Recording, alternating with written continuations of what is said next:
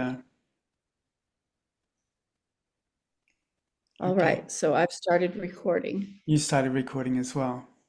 Great. I think I'm recording too. Yeah.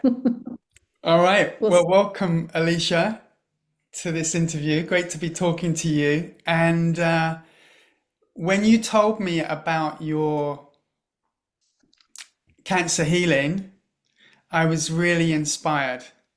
because we know each other through an Eckhart Tolle group of, Yes. of and being in that discussion group together. And then you were telling us about your journey with cancer. And well, maybe you should start by telling us about your first encounter with cancer and how you approached it. Right. Um, the first time I got cancer was a big surprise. I was right in the middle of, you know, climbing the corporate ladder, and um, I had some very stressful jobs behind me. I just moved into a new job, and was very gung ho about that. It was definitely less stressful than the jobs before that. But when the cancer came for me, a signal went off there. It was clear for me that I had cancer for a reason and that I hadn't been living healthfully. I hadn't been taking care of myself. I had been living under a lot of stress.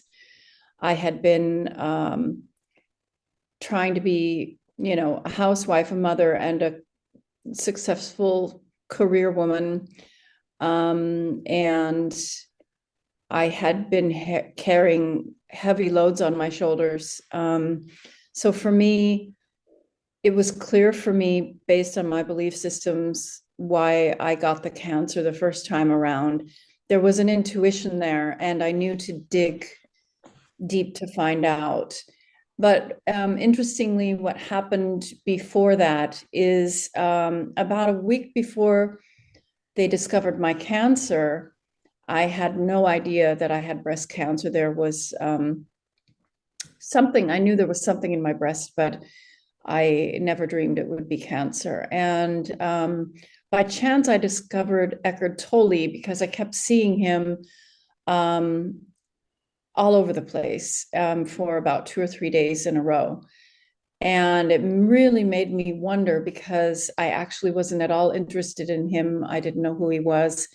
And he just kept popping up everywhere. I even got an email inviting me to some workshop of his or something. And I thought, huh? How did I get this guy's? How did they get me on this list? I'm not even interested in this stuff. But anyway, because he kept popping up, something in me just said, check him out. So I did.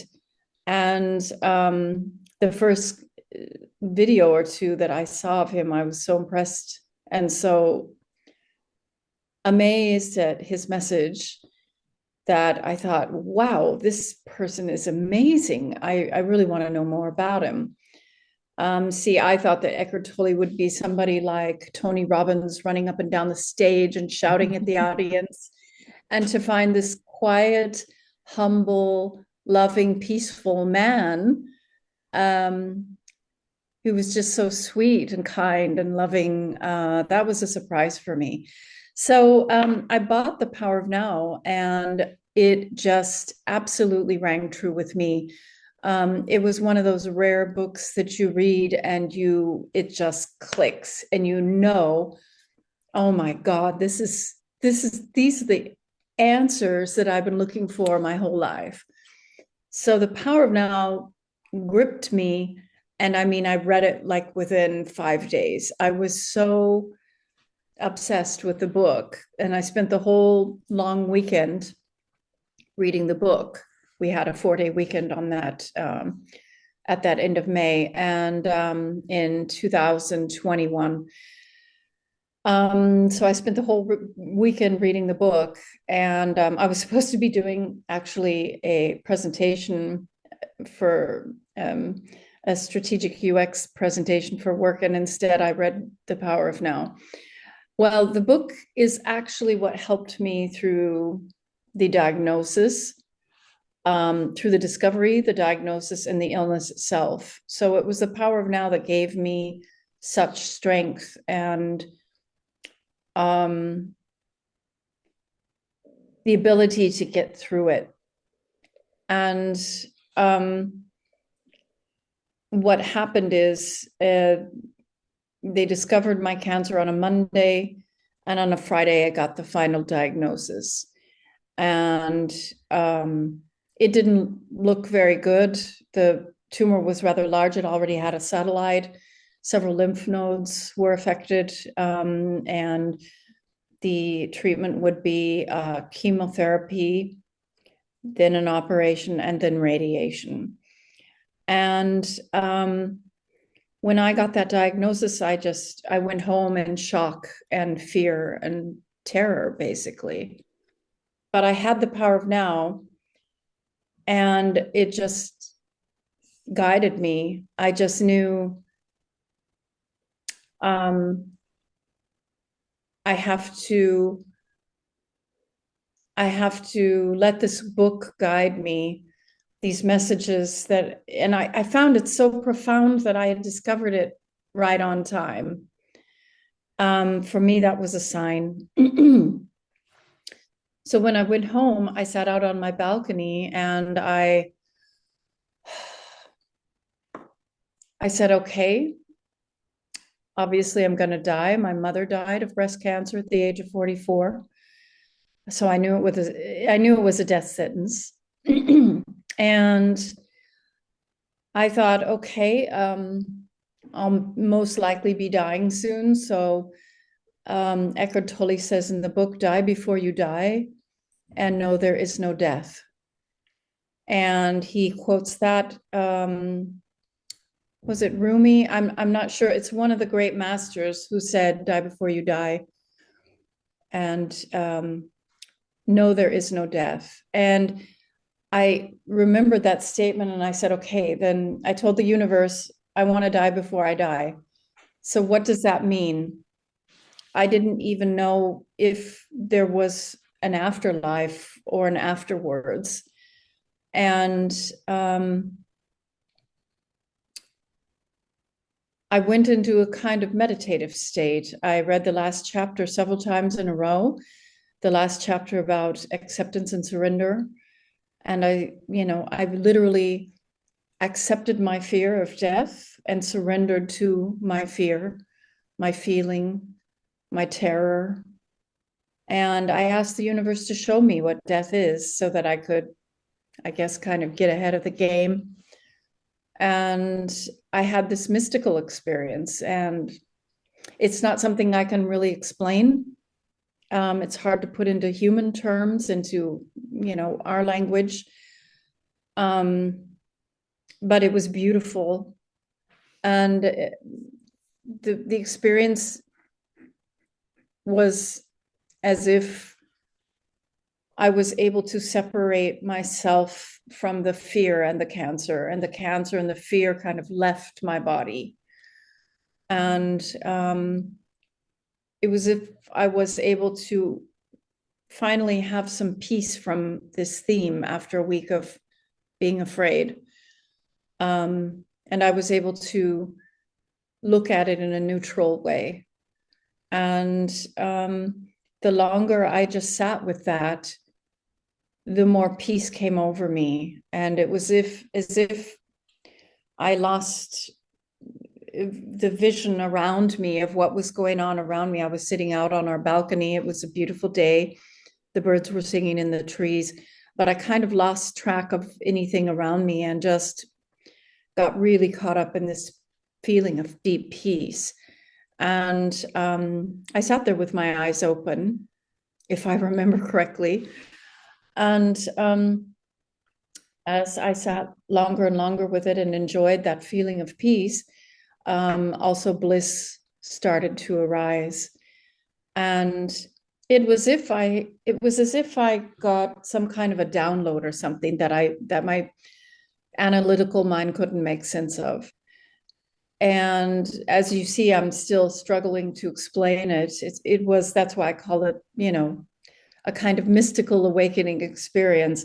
But after this happened, I I walked around for about 6 months with my head in the clouds. I mean, literally just blissed out in the moment, and was able to experience what Eckhart speaks of in his book, The Power of Now, that blissful state. But alas, I had a family and a job and responsibilities, and unlike Eckhart, I could not go sit on a park bench for 2 years and watch people walk by. I had to still kind of function. My daughter was going through a lot of turmoil at the time, and so I had to also be in this earthly functional world and couldn't drift too far off into space. But that was basically what gave me the basis for everything that came afterwards. So Eckhart Tolle was for me the bridge to anything truly spiritual, and any belief, or not even a belief. I don't even call it a belief anymore, because it's not something I believe. I can't really tell you what happens after death. I can't really tell you exactly what we are, but I know that we are a spiritual being having a human experience, and not the other way around.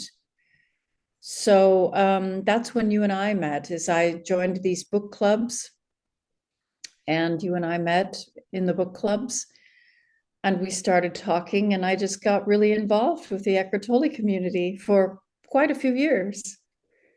And it changed my life completely. Thanks, Alicia. That's great. Did you feel at that point, because you chose, although you had this big shift of consciousness and awareness with Eckhart Tolle's teaching, you chose the traditional medical route to heal yourself at that point, Yes, it did.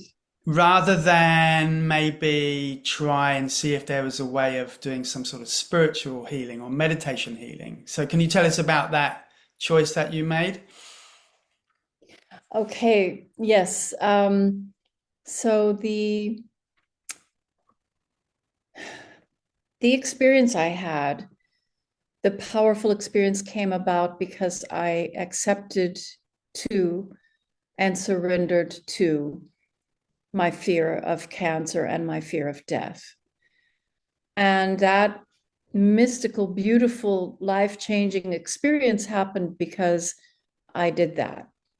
So therefore, my deep feeling was the universe will give you whatever you need. You just go with it, and you just flow with the river of life. And my family was also very, very afraid. And I did consider alternative options. But my family was so afraid. And there was so much talk from the doctors about the chemotherapy being so effective because I had a very fast growing aggressive cancer, and the chemotherapy was perfect for that. And there was this morbid curiosity that I had, wanting to know what my mother went through. It sounds strange, but I just felt like after facing death, there was nothing that could scare me or terrify me, not even the thought of being so sick from chemotherapy. So I just went with it. And I said, okay, I'll do it all. And I just went with it. And I must say too, Rod, at that first time around, I was so surrendered. I was in such a state of surrender that I didn't really care if I did the chemotherapy or didn't, or I did something else or I didn't. I was so blissed out that I just kind of said, all right, I'll do whatever. It doesn't matter to me. The second time around, I was not like that. But the first time around, it was kind of like phase one of Mm. the journey, the spiritual journey I am on. So So it was then the you, bridge. right. So then you had a kind of a 2 year period where, as far as you thought, you were cancer free and everything was fine. You know, your life is going well and you seem healthy Yes, and fine. And you're still exploring spiritual teachings because you've suddenly your consciousness has become aware of all these spiritual teachings. You've become opened up to this other realm that you weren't aware of before, and suddenly you're yes. interested in all of that. What happened in terms of that and your next diagnosis that you received later on? Yeah, so it was actually, let's say 3 or 4 years. So 2025, in June of 2025, the second diagnosis came. So it was about a 4 year period of just, living in remission. And what happened is I took the live in a state of acceptance and surrender to the extreme. Um, and I'm not saying that it would be this way for everyone. I'm just saying that for me in particular, it was this way. It had an effect on me. So I kind of stopped having any desires or wishes of my own and just went with it, which is great, which is a lovely, peaceful state to live in. When you say But the went with it, what's the it?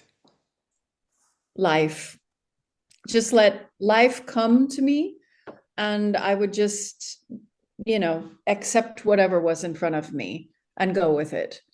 Um, so I wasn't being discerning about whether or not a situation or a person was maybe not good for me. So what we had is we had at work a lot of transformations. People were being laid off. The workload became not only heavy, but it became chaotic. And I was kind of like this superwoman, running around putting out fires and doing, being helpful in all directions. And I switched from being more of a strategist to being the team coordinator who's so helpful and helps everyone get through the day and makes sure that projects still get done even though everything's chaotic now.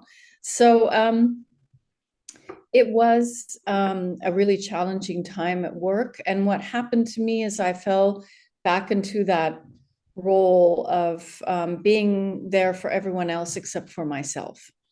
And because I was in this state of, acceptance and surrender, I took it to the extreme. So when the second diagnosis came,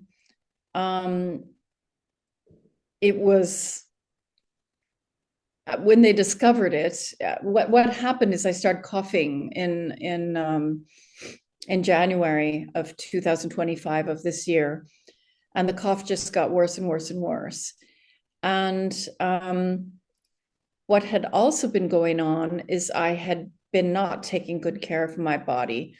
I had been not eating well and healthy. I had been drinking alcohol more and more. It just became more of a habit again. And I knew it wasn't good, but there was a part of me that didn't really care because life had become kind of a drudge. So I love my family and I was, always there for my family. But what happened to me is I stopped really having my own wishes and desires and dreams. And I stopped creating. And some many spiritual teachers say, we are here to create, not to survive. And I was surviving. And I was half the time in fight or flight because of the stress at work. And, I was Superwoman. Everybody kept telling me, oh, you're so wonderful and you're so great and you're doing such a good job. And wow, you're really, really, taking on a lot. And, I just kept going more and more and more.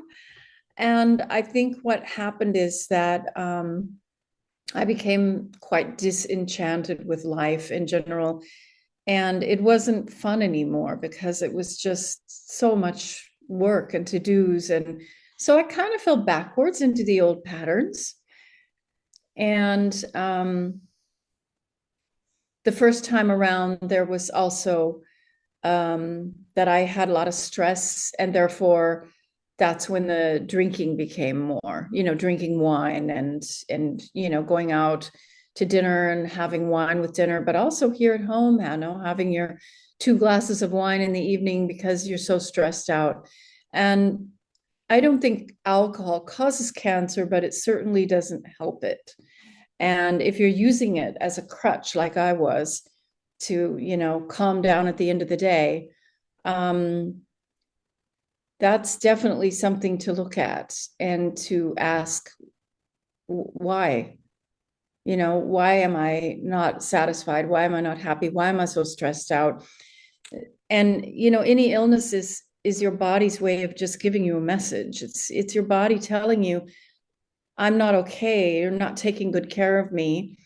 And you're sending me messages, these incoherent, stressful messages, and therefore my cells can't produce in a healthy manner the way that they normally do. It's a message from your body.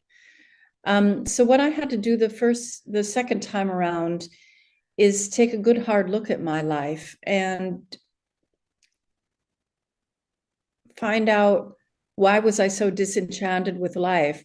I can't say that I was unhappy or depressed or dissatisfied.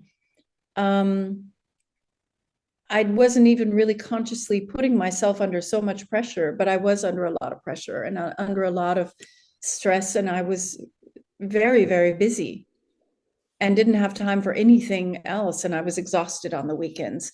So I should have seen the signs, but I didn't. And when it came time to make a decision, how do I want to deal with it this time?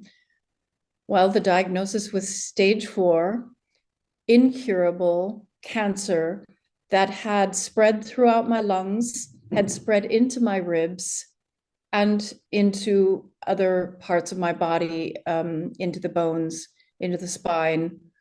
So it metastasized into the bones at this point. And I knew something was terribly wrong because I was very sick at that point and I could hardly function. I was exhausted all the time. I was short of breath.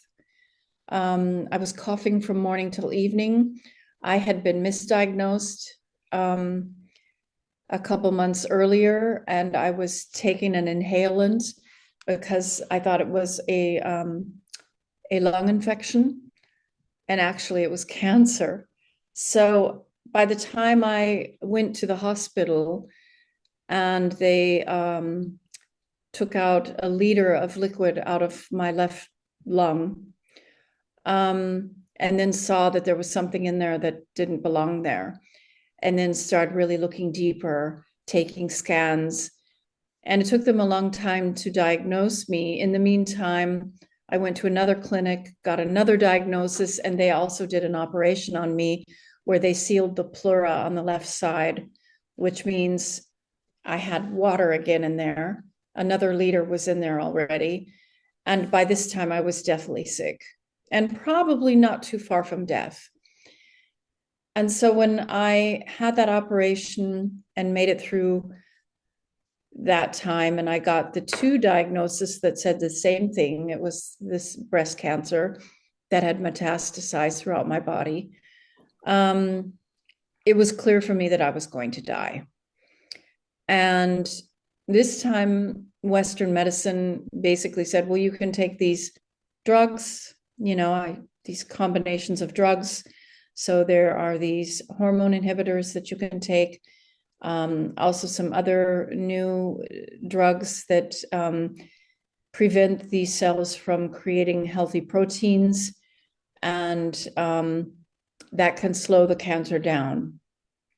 But their diagnosis was, we can't cure you, we can only try to buy you time by slowing down the growth. And so for me, this diagnosis, and also the fact that I went inward this time to find out, why did it happen again? And why is it that I'm so disenchanted with life? For me, this time around, it was a different case. So I could no longer just accept and surrender, because if I accepted and surrendered, I was going to die. So I had to become active. I had to make a decision. Do I want to live? Because I had the first time around lost the fear of illness and death, I didn't mind if I would die. I kind of felt like, well, that's all right. If I die, that's okay. I'm ready to go. I mean, I've had a full life, and I know I'm kind of young, but it's okay for me if I die. That's fine. I'm kind of tired anyway. And what happened is a very deep, profound grief overcame me at that point. And the grief was a message, probably from the higher self, saying, this isn't supposed to be. You're not supposed to die. You're supposed to do something with this. And you're supposed to go into phase 2, is basically what it was telling me. Hold on, Rod, I'm going to close the doors because there's sounds in the background. Sure. Be right back. Yeah.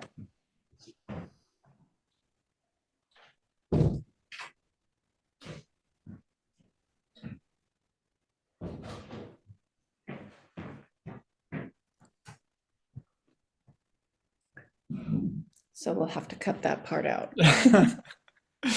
Yeah.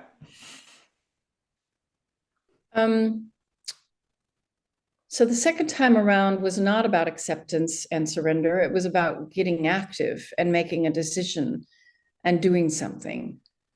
And so I started with the work of Martin Brofman, who healed himself of cancer and then became a healer for 35 years. He's no longer with us. He's no longer living, but he was a very successful healer back in the day. And like I said, he healed himself of late-stage cancer using basically the same methods I have. And I had read his book, Anything Can Be Healed. And so I started doing his meditations and using his methods. And that was after I'd gone inward and done a lot of deep work, figuring out, why don't I want to live? If I do want to live, what is my purpose here? Because that deep, profound grief that came over me was also very much for my daughter and my husband. Me realizing there's still work to do with them.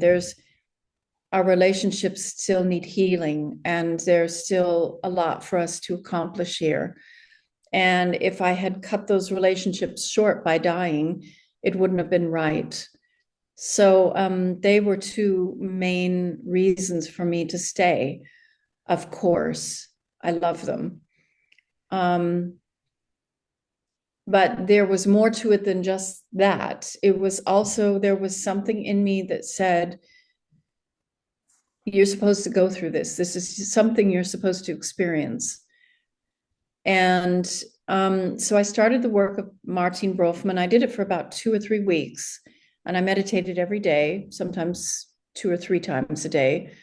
And I also did the work of Jose Silva, who Martin Brofman also recommended.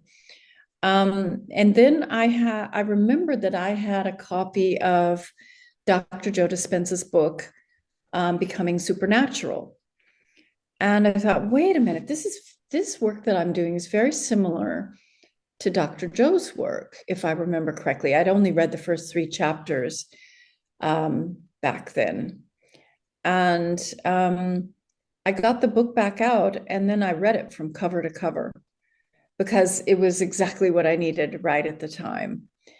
And I was floored. And I thought, oh my gosh, okay, well, let's try this workout as well, because Dr. Joe Dispensa has a lot online. He has tons of meditations. He's got several books out. So I read 3 of his bestsellers, Becoming Supernatural, You Are the Placebo, and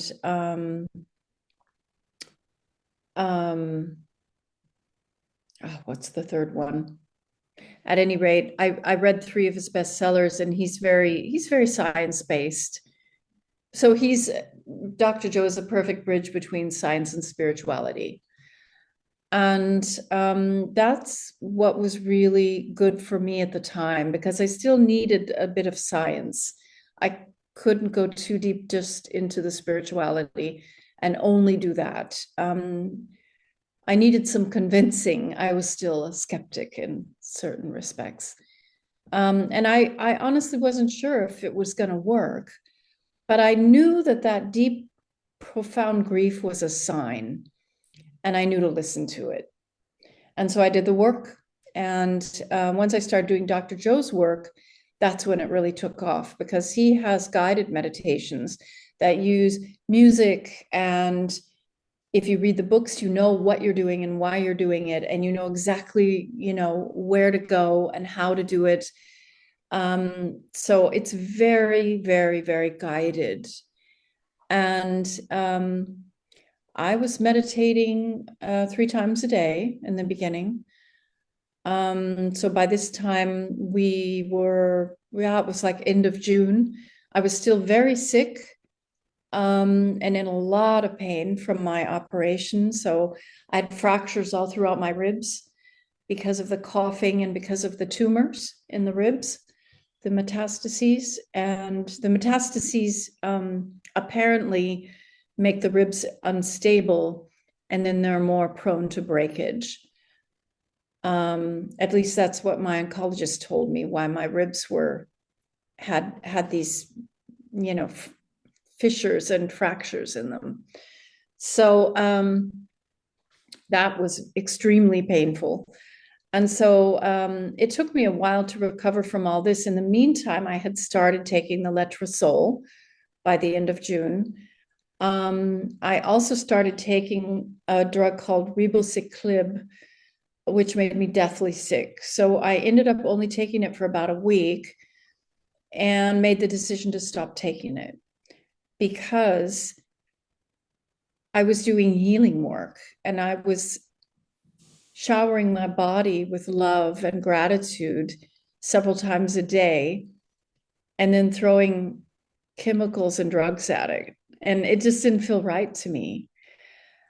So I told my oncologist, I'm only willing to take a drug if it's not going to have horrible side effects, because I don't want that.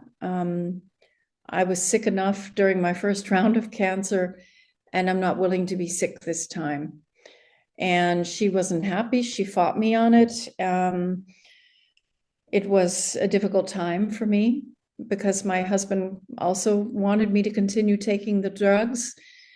And I said, listen, I'll take the letrozole, the hormone blocker, but I do not want to take the ribociclib. And I stopped taking it after a week. And they told me I was going to have to go on another one, a different drug, because otherwise the letrozole wasn't going to work, because it could only slow down my cancer a little bit. But I need the other drugs to have some, in order to really slow down the cancer. That's what they told me. If you really want to slow down the cancer, you're going to have to take the other drugs too. The letrozole was only the basis. So I said to them, let's make an agreement. I want to go on vacation with my family, because I thought it might be the last one I have with them. I want to try and go on vacation with my family. I want to get off these drugs and get back on my feet a little bit. And if I can manage to do so when I get back from my vacation, I'll start something else. And they said, okay. So it was only 3 days before we were to leave on vacation that we were sure that I could go with them, that I was able to again stand upright and function, be able to be out of bed for an hour, take a shower, the normal things that, people do, but I wasn't able to do those things at that point. I was very, very sick. But 3 days before we left, it was clear that I was going to make it at least for the trip.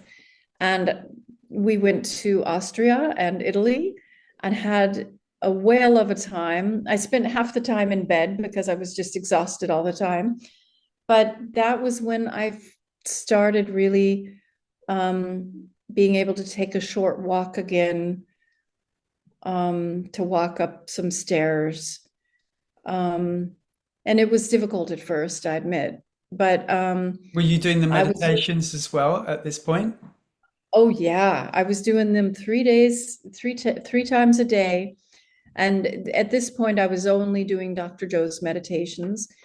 And I was listening to all his videos, and I was taking in everything that I could. And it was really, my meditations became really powerful. I was just sobbing during my meditations. It was Hey, so much Alicia, love. I want to interject something here because I want to know more about these meditations because I've also started doing Dr. Joe's meditations as well, being inspired by your story. So, Lovely. yeah, because I know we had a conversation, the two of us, a long time before about Dr. Joe's work. Yes. And we both agreed that we weren't sure about it because we felt that, well, we were into Eckhart Tolle and it was all about letting everything be as it is, not Yes. trying to change anything, just let it be.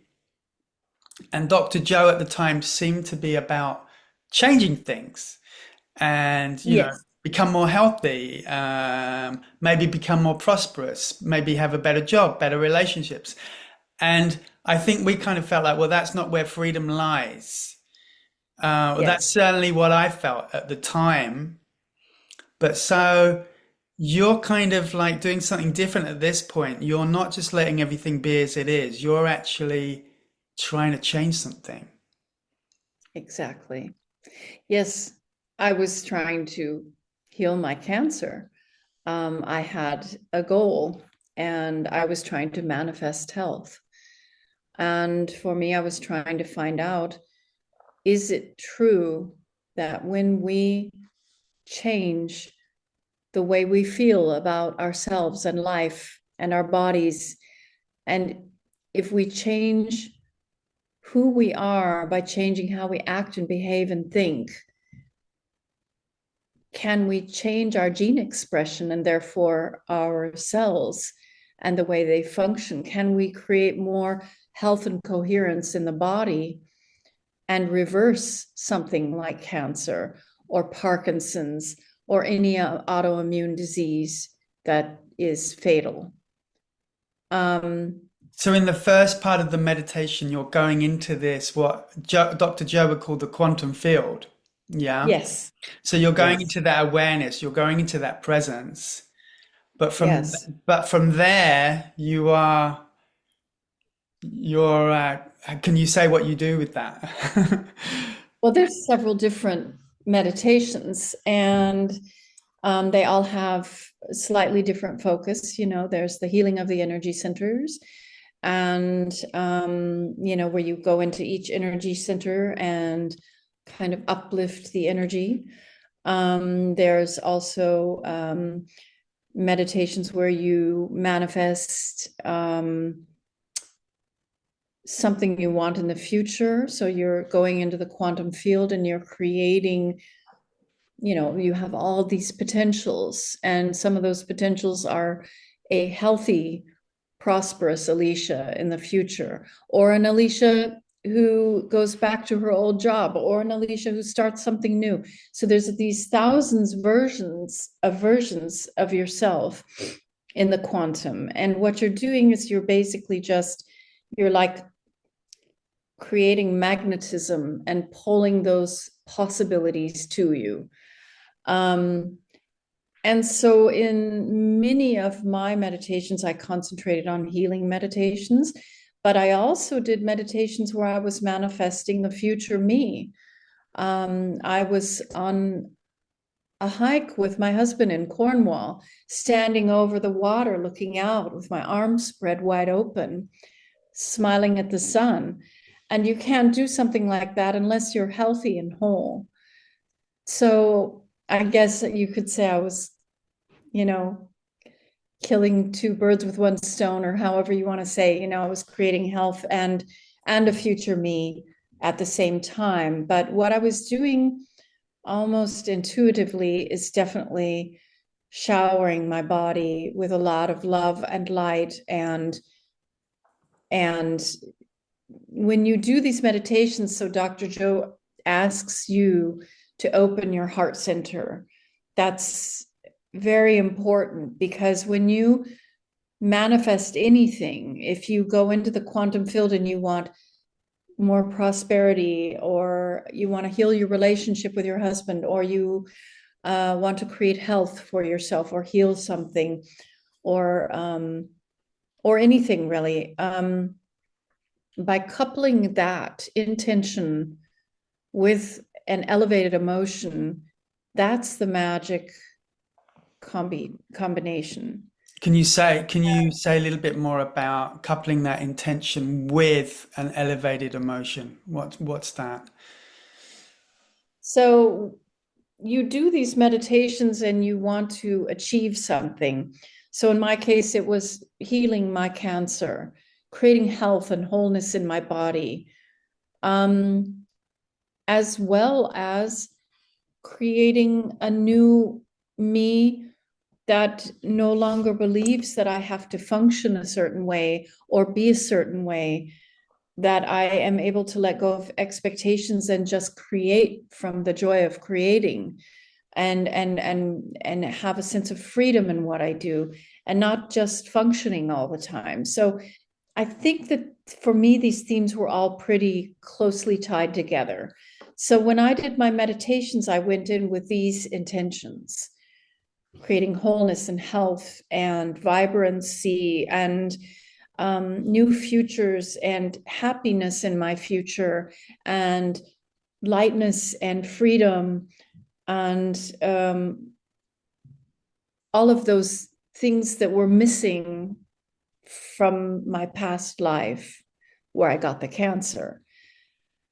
When I went in, Dr. Joe will ask you in the meditation to visualize that. What does that look like? How do you feel? How do you act? How do you behave? So you're envisioning in these meditations yourself, and you're envisioning scenarios where you're acting a certain way and you're being a certain way. So, I had scenarios where I was with my husband or my daughter, and we were at the beach, and I was enjoying the sand and the sun on my face, and I could feel the wind in my hair, and I would run on the beach, which you can't do if you have cancer and you can't breathe. And so just the act of manifesting that is already showing my body, this is your future healthy self. And when you couple that with an elevated emotion, and it's almost impossible not to feel an elevated emotion when you're imagining these beautiful scenarios. So I automatically often felt freedom, joy, lightness, happiness, love, gratitude. Gratitude is a big one. Love and gratitude are the big ones that I often manifest when I do my meditations, because they're just the most powerful. If you can go into the quantum and create these scenarios and feel what it feels like to be that future healthy self, and you can feel that gratitude now for that future healthy self, well, then your vibrational level is magnetic. You pull those vibrations to you, and you literally do manifest that. You send the message to your body, if you want to see it in a more scientific way, you are sending the message to your cells, hey, I'm healthy, I'm happy, I'm free, I'm whole, and I'm loving life, and I'm grateful for this. And the cells believe you. Your cells, they upgrade. In epigenetics, if you listen to Bruce Lipton or Greg Braden, they're saying the same thing. There's lots of people talking about epigenetics and how our genes function. And you literally do influence your cells and your genes. And once you start creating this heart coherence between the heart and the brain, there's a coherency that happens. There's an alignment that happens, because the heart, what I didn't realize before, is the heart is extremely powerful, much more powerful than the brain. And the heart has its own brain and its own intelligence system. So when you activate that daily, and you keep opening that space and keep feeling that love and gratitude and manifesting in the quantum, it has this direct effect on your cells and genes. And your body says, oh, okay, we're healthy and happy and whole now. All right. And it's a complete uplift for your whole system. And I mean, it's pretty mind-boggling. I mean, in the beginning, I was skeptical, sometimes a bit fearful, but it works. It works, because here I sit in front of you, able to go on hikes, on walks. I went hiking in Holland. I went hiking in Scotland. I am back to normal, and I'm whole, and I'm healthy. Of course, I'm supporting my system by eating healthy, and I'm not doing, any of the unhealthy stuff like alcohol, smoking, none of that stuff. And I'm not saying to myself, you're not allowed to. I've had the, one glass of wine here and there, or a beer here and there, but I will never let it become a habit or a fallback for me to get rid of stress. If I'm doing that again, that's definitely a sign that something's terribly wrong. And it's important to give your body what it needs nutritionally, also, getting exercise, but it's this that's going to tell your body how to create health, and how to create homeostasis, and how to create coherence. Dr. Joe says repeatedly, your brain, your mind is the CEO, and your body follows. Your body will always follow. And so what I do very often in my meditations, I go inward and I thank my body. I thank my cells. I thank my lungs, my liver, my organs. I speak to them. I hold them tenderly. I imagine myself holding my lungs in my hands and kissing them. And I end up crying every time, because I shower myself with love, and I give my body gratitude. I feel like my body is one of my children who needs my love and my attention and my affection, and I give it to my body, and I tell it how much I love it, and it works. I'm healthy again, and my last scans have showed that the bone metastases have healed completely. They say I'm in remission.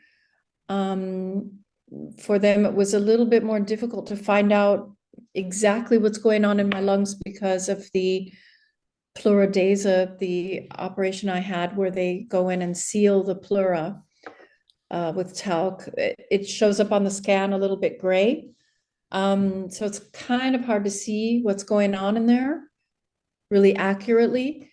I'm considering having a PET CT done in December, to maybe get more of an accurate judgment about what's actually going on inside of me. But if I'm honest, I myself don't really need the scan. Um, I'm I know that I'm healed and that I'm healthy. Wow. Alicia, that's amazing. Really inspiring to hear the whole story. Really mind-blowing stuff, really. And yeah, great to hear it all in detail. I feel that, yeah, when I heard about it before, I thought, wow, this is really incredible. And I felt like a lot of people could become inspired by your story and that you could actually help other people with cancer who might want to consider or experiment with doing, meditation, visualization, healing, either with Dr. Joe. I mean, this is not an advert for Dr. Joe, by the way. We have no, we have no kind of. I've never seen him or been to one of his lectures or anything. I've only read bits of his book and started doing some of his meditations. So it's not an advert for him. But it's. I think what your story is revealing that it's possible to really heal yourself from cancer doing these meditations that he is and others are talking about. Yes, if Dr. Joe's not your thing, there are other people doing this kind of work. It does not have to be Dr. Joe. They were just very effective for me personally. And if you go on his website and you read the testimonials, there's several videos and testimonials. There's hundreds of them. I was really, really inspired by these testimonials of all these people who had healed, stage 4 cancer, all kinds of illnesses, people getting up out of wheelchairs and walking again. And my desire is to maybe next year go to one of his retreats just to be there and experience the energy, because it's supposed to be amazing. But where in the beginning I really wanted to go and be a healer, I think what I'll do is I will go and be a healer. And because I'm healed, I've done it at home with his work, and it's possible. And no, it's not an advertising for Dr. Joe. I'm just telling you what worked for me. And this is basically universal knowledge at this point. There's many, many teachers teaching these kinds of practices and meditations. So there's lots of people out there. You can Google it and you can find many people doing this kind of work. It's just that Dr. Joe is really well known, and he's just got so many guided meditations out there. So there's lots of resources on his website. So for me, I had no time to lose. So for me, it was a no-brainer to Mm, go to his website and grab everything that he was offering. mm. Yeah, well, there's lots to talk about here in terms of how you also navigate, just with your journey with cancer and your illness and the healing of it. You also had to navigate the whole, the medical system, and you had to navigate like family members who were like not into your path, and how you navigated all of that and all the rest of it. Um, So there's all of that to explore. I'm just wondering at this, maybe for that we could explore that another time. I thought maybe to finish off with, we could just talk about, because you had this idea when we were talking that, well, maybe your story could inspire other people, and you'd like actually to help other people if that was, in the flow, yeah? So how do you see that possibilities of that happening? What could you see yourself offering yourself as some kind of mentor or Yeah. Yeah, something inspirational. So basically, what I just want to do is being a living example of what's possible. So in the beginning, when I started healing and I started realizing this is working, I literally felt like it was a miracle. I was crying all the time because I was so grateful and so amazed that it really does work. Um, but with time, it became normal for me. And that's what Dr. Joe says, normal people or common people doing the uncommon, or, that. So for me, this isn't anymore a miracle. It's just what the human body is capable of if you're willing to do the work. And it's not even work. It feels good to do these meditations. I still meditate daily, every day. I never miss a day, because who would not want to go and create in that beautiful space and get that love going? Who wouldn't want to do that as a Mm-hmm. daily practice? Mm-hmm. And so, whereas whereas the first phase, or the first cancer that I had, everything just kind of happened to me. Or maybe today I would say the universe kind of nudged me and got me to, have a look at Eckhart Tolle and then read the book. And then everything just kind of fell into my hands and happened to me. This time around, I've taken an active role and made a decision to live and to change and to manifest and to grow and learn.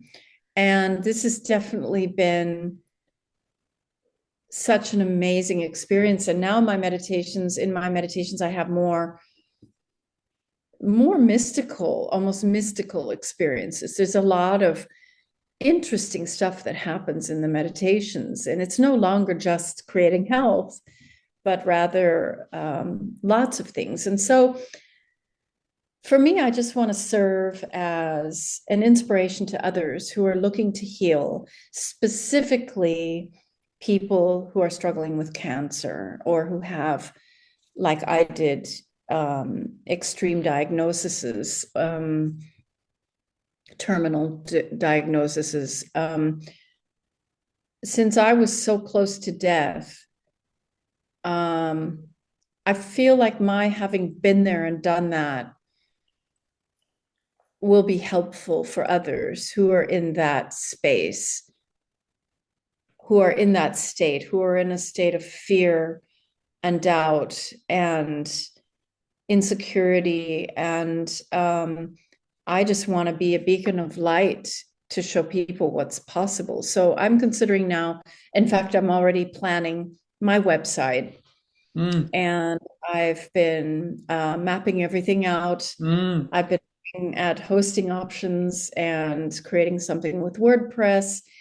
And I got a new MacBook, so I just got that set up today. And I'm gonna create a website, and it's gonna be there. It's gonna be for free. It'll have my story on it. Mm-hmm. It'll have